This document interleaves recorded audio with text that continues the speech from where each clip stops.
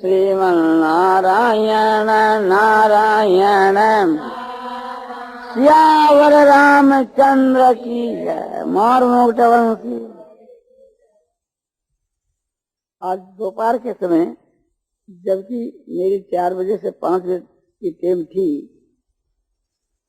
उसमें एक भाई को ये पत्राए हो कि भगवान के प्रेम के विषय में कहो, और एक उनको कथन दो कि श्रवण की कथा को, तो श्रवण की कथा तो कह दी और प्रेम की बात के लिए अवकाश नहीं मिली। तो वो बात है। और दूसरी बात, आप कहते हो कि आपके जो मन भावुक हो, तो 2 बात, भगवान के प्रेम का जो विषय है और गोपियों के प्रेम का जो विषय है, वो तो एक अलौकिक है। वो कोई भी उसको वाणी के द्वारा नहीं कर सकता। उनके प्रेम का जो विषय है वे ही जानती हैं गोपियां, और भगवान जानते हैं। दूसरा कोई जान भी नहीं सकता। कहने की बात तो दूर रही। भगवान की सारी चेष्टाएं गोपियों को लीला के रूप में दिखा करती थी, और भगवान की प्रत्येक चेष्टा को देख देख करके और गोपियां मुग्ध हो जाया करती थी। गोपियों में ही जो राधिका जी है, वो सब के ऊपर मालकिनी थी, और उसी के अनुसार एक प्रकार से वह सब चलती थी। उसी के संकेत के अनुसार, हुक्म के अनुसार, और उनका अनुकरण भी करती थी। गोपियों को जो प्रेम थो, वो विशुद्ध प्रेम थो। कोई काम नहीं लेकर के नहीं, कोई आसक्ति नहीं लेकर के नहीं। संसार के वहां जो परस्पर में मनुष्यों को जो प्रेम है, वो प्रेम नहीं है, वो तो समझो कि आसक्ति है। जैसे माता की पुत्र में आसक्ति है, स्नेह है, इसी प्रकार से कि गाय को जैसे बच्चे में अपना स्नेह है या प्रीति है, मैंने लौकिक होने के कारण से आसक्ति कही जाती है। और जो भगवत विषय को जो प्रेम है, वो इससे एक बहुत ही विलक्षण है। और फिर गोपियों की तो बात ही क्या है। भगवान सायंकाल के वहां जब सैर के में आते थे, वृंदावन में जब प्रवेश करते थे, तो उस समय में गोपियां अपने अपने घरों के ऊपर, डोरी के ऊपर या यूं को दरवाजे के ऊपर खड़ी हो जाया करती थी, और उस भगवान के स्वरूप को देख देख करके मुग्ध होती, मानो उन नेत्रों के द्वारा भगवान को पी जाए। भगवान वन से चल करके आते, शरीर के में पसीना आ जाता, और गांव के खुर से उड़ी हुई धूली उस में जम जाती, तो भगवान को मुखारविंद वो धूली से दूषित हो जाता। पसीने की बूंदा आई हुई है, उसके ऊपर समझो कि महीन महीन गौ के खोज की धूली उड़ करके उसमें एक जम गई है, रम गई है। तो एक प्रकार से भगवान के मुख की एक शोभा बढ़ जाती। भगवान बड़े चपल नेत्र वाले थे, उन्हें ये नेत्रों की चपलता बहुत अधिक थी। बार बार जो है सो एक प्रकार से चपल नेत्र से थी, दृष्टिपात करते तो एकदम जिसको देखते उसको मोहित कर देते। भगवान के में बड़ी भारी मोहनी शक्ति थी, जिसके ऊपर समझो की दृष्टि डाली और वो जैसे मोहित हो जाता, चाहे स्त्री हो चाहे पुरुष हो। भगवान की जो रूप माधुरी है, उसको देख करके ऐसा कौन है कि मोहित नहीं हो जावे। कामदेव जो है वही माने कामदेव भी ऐसे मोहित हो जाता।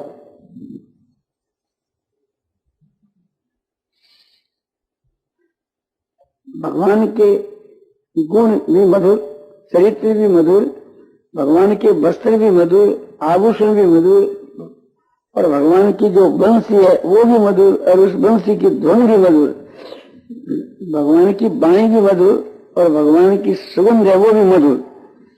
तो सारी चीज भगवान की मधुर। भगवान का जो दर्शन है, भाषण है, वार्तालाप है, चिंतन है, ये सभी ऐसो मधुर। इस वास्ते उसको रूप माधुरी कहते थे।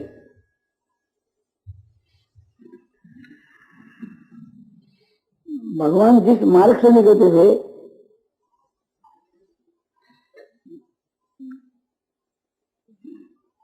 प्रेम को वितीर्ण करते हुए निकलते थे, उस मार्ग के वहां प्रेम के परमाणु इतने रम जाते थे कि दूसरा भी कोई उस मार्ग से निकले तो उसमें प्रेम परिपूर्ण हो जाता था।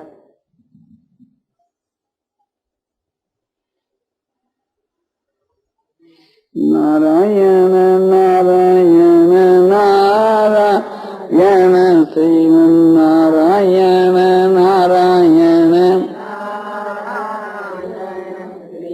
नारायण नारायण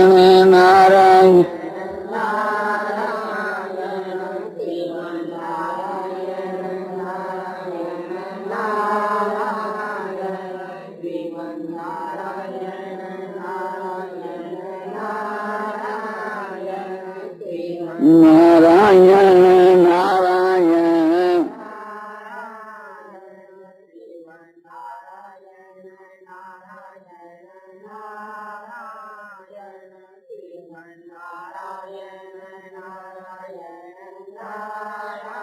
सियावर रामचंद्र की जय, बंसी वाले की जय।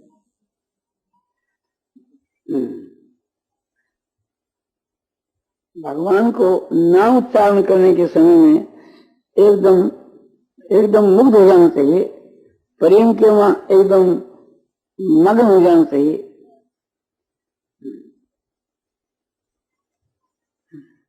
भाव से नाम उच्चारण करने के साथ ही प्रेम की जागृति हो जाती है, प्रेम का प्रादुर्भाव हो जाता है। नाम उच्चारण के समय में ऐसा भाव करना चाहिए कि हमारे रोम रोम से नाम का उच्चारण हो रहा है, हमारे रग रग से नाम का उच्चारण हो रहा है। रग रग बोले राम जी, रोम रोम रंकार, सहजे ही धुनि होता है सोई सुमनसार। उसकी प्रत्येक जो सिरा है, रग जो है, ये चल रही है, नाड़ी चल रही है, मानो इससे राम राम हो रहा है। रोम फुर्क रहे हैं, मानो उससे राम राम हो रहा है। तो इस मानो के भाव से थी, समझो कि रोमांच बारंबार होने लगे तो समझो कि एक साथ के वहां करोड़ों लोगों को जप हो रहे, ऐसा भाव करने से चित्त में उत्तरोत्तर प्रसन्नता होती चली जाती है। और नाम के जप के समय के बीच के वहां जब नाम का जब भाव से किया जाता है तो साथ साथ के वहां समझो कि इतना प्रेम होता है कि जिसकी सीमा नहीं रहती। हृदय प्रफुल्लित हो जाता है और गला रुक जाता है और वाणी गदगद हो जाती है और शरीर में रोमांच होने लगती है, कभी कभी आंसुपात होने लगती है। कानों से यदि कहीं नाम सुनाई दिया या बैठे हैं कहीं बाहर से ध्वनि आई, बस रोमांच होने लगते हैं। जब भाव होता है हृदय के वहां तो एकदम वो मुग्ध हो जाता है कि भगवान के नाम को सुन करके कि इतना प्रेम होता है। कभी कभी समझो कि आपने बेहोश हो जाता है। तो ऐसा जो जप है उस जप का बड़ा महत्व है, बड़ी महिमा है। जब जो है सो श्रद्धा से करना चाहिए, प्रेम से करना चाहिए, भाव से करना चाहिए, यानी निष्काम भाव से करना चाहिए।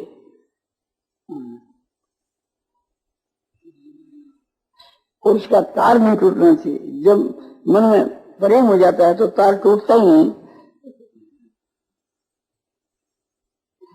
अपने आप से भगवान का नाम उच्चारण है वो ज्यादा दानी है, और हम उस नाम का उच्चारण करें वो भी अच्छा है, किंतु अपने आप से निरंतर होने लगे उसके समान और कोई भजन नहीं है। तो ये होता है प्रेम से। तो भगवान में प्रेम बढ़ाना चाहिए। भगवान को केवल प्रेम ही प्यारा है।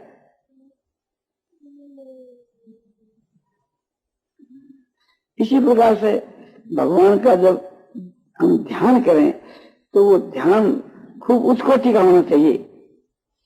ध्यान करने के समय में भगवान के चरित्र की तरफ ख्याल करना चाहिए। भगवान अवतार लेकर के जो लीला करते हैं उसकी तरफ ख्याल करना चाहिए। लीलाओं की तरफ ख्याल करने के साथ ही भगवान के गुणों का ज्ञान हो जाता है। भगवान के गुण अपने हृदय में प्रकट होने लगते हैं और भगवान के वहां गुणों का दिग्दर्शन करते करते भगवान के तत्वों को उन्हें समझ जाता है, रहस्य को समझ जाता है। जब भगवान के तत्व रहस्य को समझ जाता है तो उस समय के बीच के वहां बड़ी भारी शांति मिलती है, आनंद मिलता है और समता का भाव हो जाता है। समता, शांति, प्रेम, आनंद, ज्ञान, ये सब उसका जीवन बदल जाता है।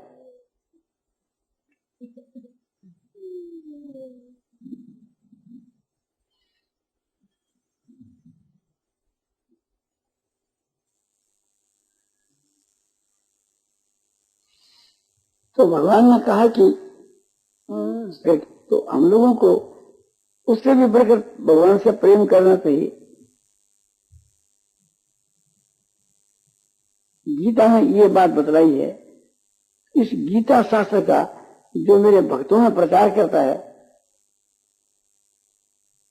इस गीता शास्त्र का मेरे भक्तों में जो कथन करता है, उसके समान दुनिया में कोई भी मेरा प्यारा काम करने वाला नहीं है और नहीं होगा। मैं तो तस्मा मनुष्य कश्चिन में प्रिय कृत में भविता न तो मैं तस्मा धन्य प्रेत रोग हुई। इसका अर्थ भाव आपको बतला ही दिया। भाव यही है कि इस गीता शास्त्र का जो मेरे भक्तों में कहता है उसके समान मेरा प्यारा काम करने वाला दुनिया में कोई भी नहीं है, अन्य भविष्य में होगा। गोपियों को भगवान ने सबसे बढ़कर बताया, किंतु ये नहीं कहा कि इससे बढ़कर कोई भविष्य में होगा भी, वर्तमान में नहीं है। किंतु यहाँ तो भगवान गीता की 18वें अध्याय के 69 के श्लोक के में प्रतिज्ञा करते हैं कि उससे बढ़कर कोई मेरा प्यारा काम करने वाला भविष्य में होने का भी नहीं।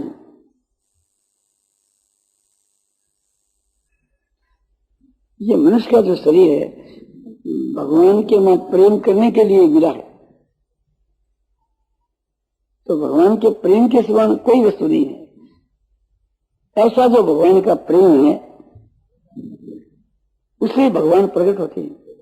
तुलसीदास जी कहते हैं, हरि व्यापक सर्वत्र समान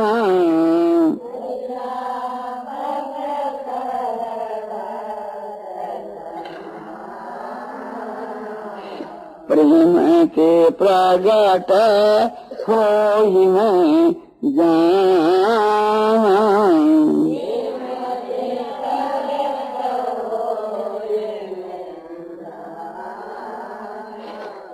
हरि सब में व्यापक है और वह प्रेम से प्रकट होते हैं। बालकांड के मां शिव जी कहते हैं कि इस बात को मैं जानता हूं। देवताओं की सभा के वहां शिव जी यह बात कही, तो इस बात को मैं जानता हूं। भगवान की भक्ति के प्रभाव से भक्ति को, प्रेम को, और वो ऐसा होना चाहिए अनंत प्रेम, विशुद्ध प्रेम, परम प्रेम, उसमें जो शांति है, आनंद है, ऐसा किसी में भी नहीं है।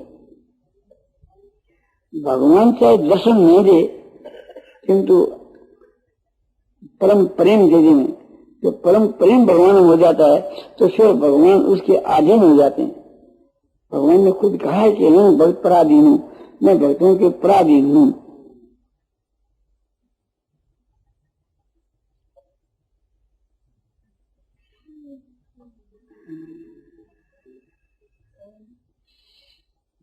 प्रेम प्राप्त कैसे हो कि प्रेमी जो पुरुष है, बहुत प्रेमी पुरुष, उनके संग से प्रेम मिलता है।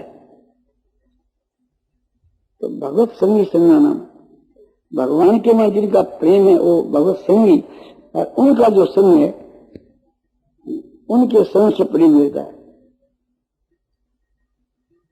माने सत्संग से प्रेम मिलता है। सत्य जो भगवान, उनमें जिनका प्रेम है वही सत्संगी पुरुष है। भगवान में जिनका प्रेम है, सत वस्तु भगवान है, और उसमें जिसका प्रेम है वो भगवान का प्रेमी, उनका जो संग है वो प्रेम का देने वाला है। ऐसे पुरुषों का संग करना चाहिए जिनका भगवान में प्रेम है। क्यों जैसा करे संग तैसा चढ़े रंग। भोगी के संग से भोगी, और योगी के संग से योगी, जोगी के संग से जोगी, और रोगी के संग से रोगी। तो जैसा करे संग तैसा चढ़े रंग। तो सत्पुरुषों का संग करना चाहिए। सत्पुरुष वही है कि जो सत्य जो भगवान है उनमें जिनका प्रेम है। तुलसीदास जी कहते हैं, बिना सत्संग नहीं कथा, के बिन मोह न भाग।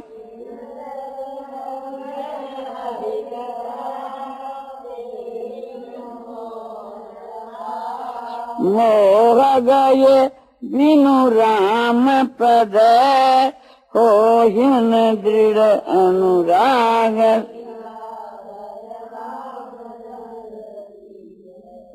बिन सत्संग हरि कथा ते बिन मोहन भाग।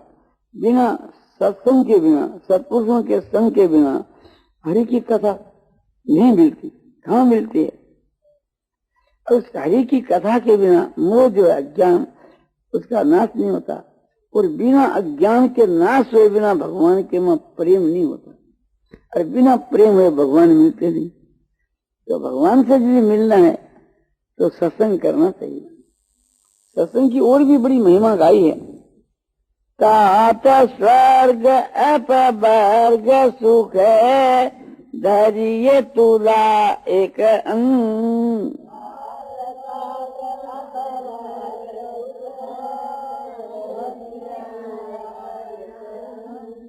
तुले न ताही सकल मिली, जो सुख लव सत्संग।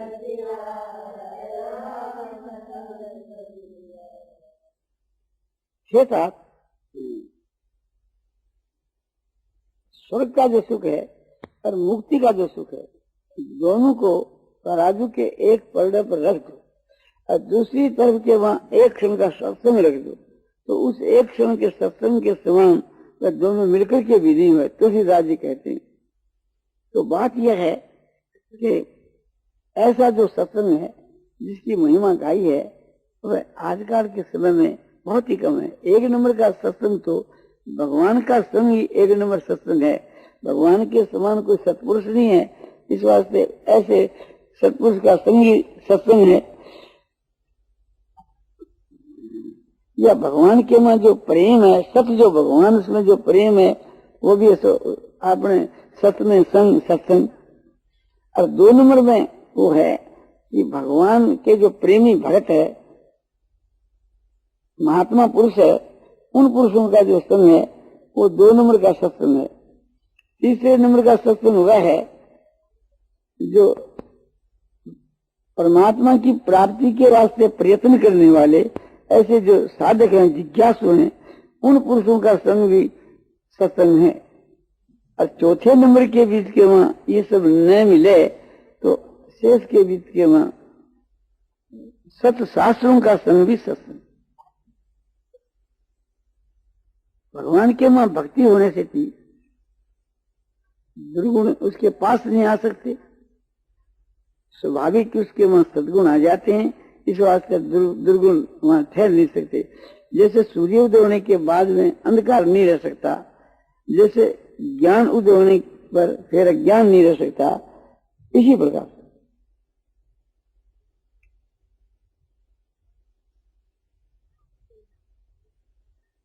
भक्ति की बड़ी महिमा गाई है।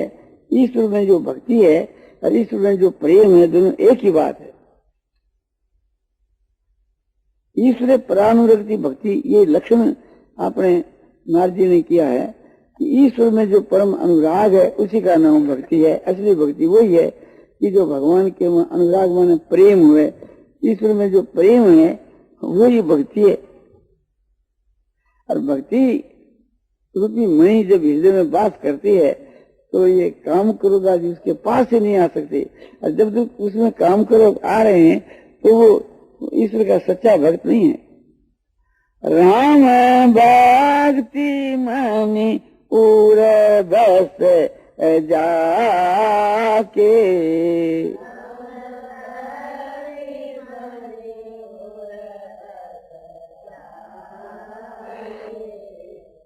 दुख लवले सन स्वप्ने ताके,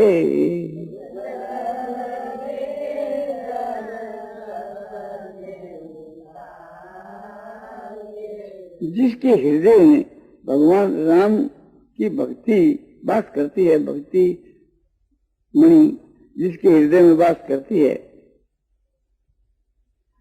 उसके पास लेस मात्र भी दुख सो स्वप्न में भी ऐसा नहीं आ सकता।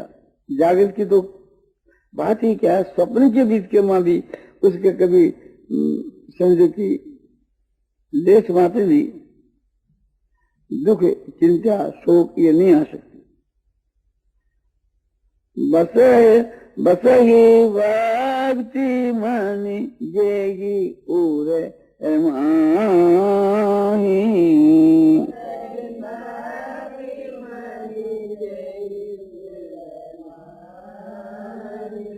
और खलका माधी निकट नहीं जाही,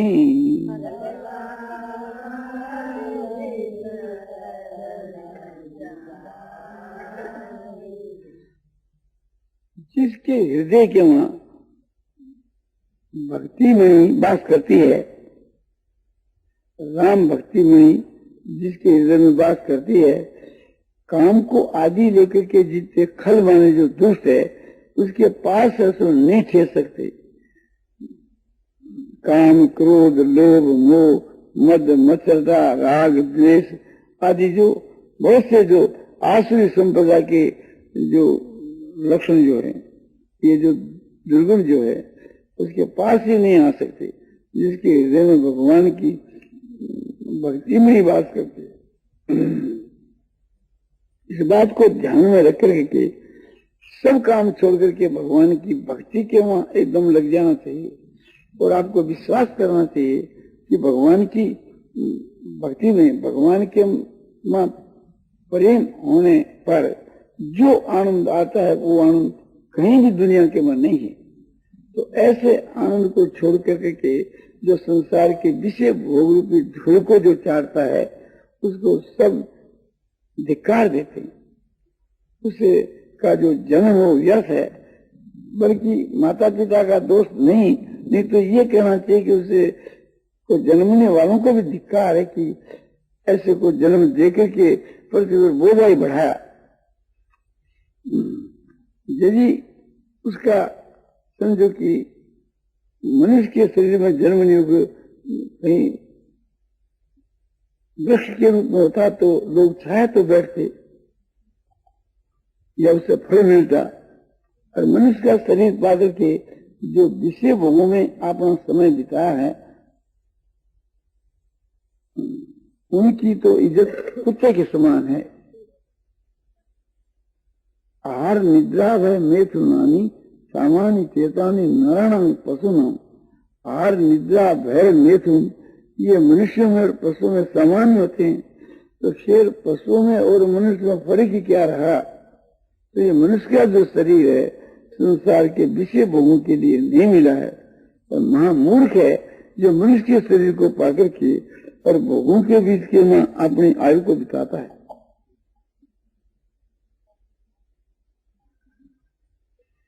भगवान के समान कोई प्रेमी नहीं, उनके समान कोई प्रभावशाली नहीं, उनके भगवान के समान कोई गुणी नहीं। दुनिया के सारे गुणों को इकट्ठा कर लो तो भगवान जो गुणों के सागर है, उस गुणों के सागर की एक बूंद के समान भी नहीं हुए। ये सारा का सारा ब्रह्मांड भगवान के एक अंश में है, जैसे आकाश में एक तारा। जैसे आकाश में हजारों लाखों तारे हैं, ऐसे भगवान के अंदर ऐसे हजारों लाखों से ब्रह्मांड। नारायण नारायण नारायण श्रीमन्नारायण नारायण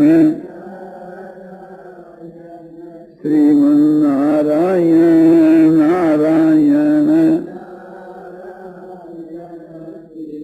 नारायण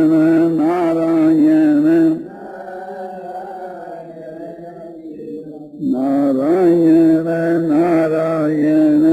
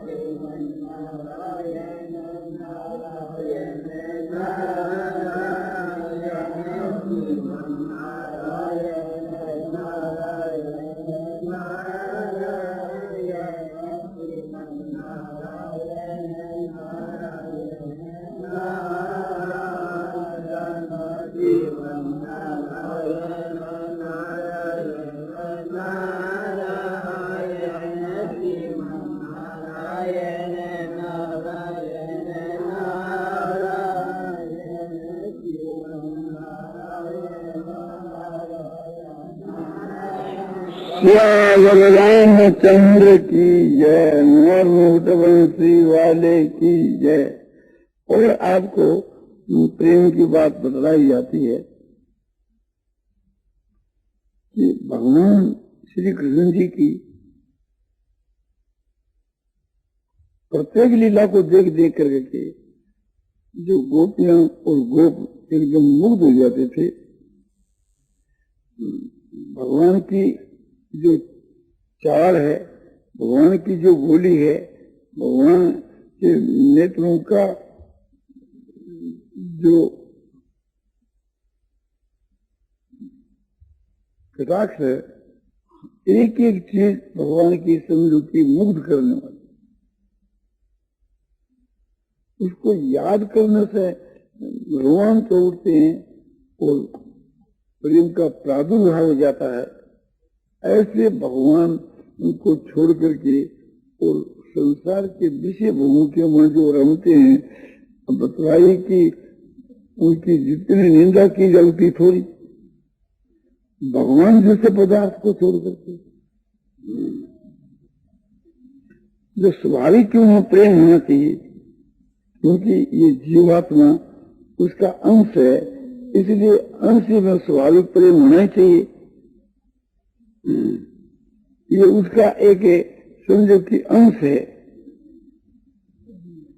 तुलसीदास जी कहते हैं ईश्वर अंश जीव अविनाशी,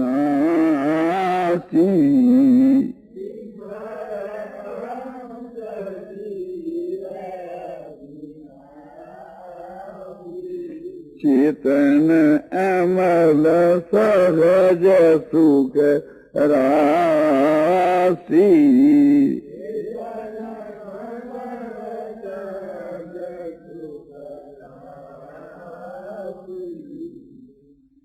जीव का जो असली स्वरूप है उसकी बात इसमें बतलाई है। कि जीवात्मा है तो ईश्वर का अंश है, तो जैसा अंश ही हो वैसा ही अंश है। ईश्वर जो परमात्मा है सत्यचित आनंद घन है, तो इसी प्रकार से उसका अंश भी वैसा ही एक प्रकार से उसका सागर है। ऐसे आनंद के सागर के बीच में अपने आप को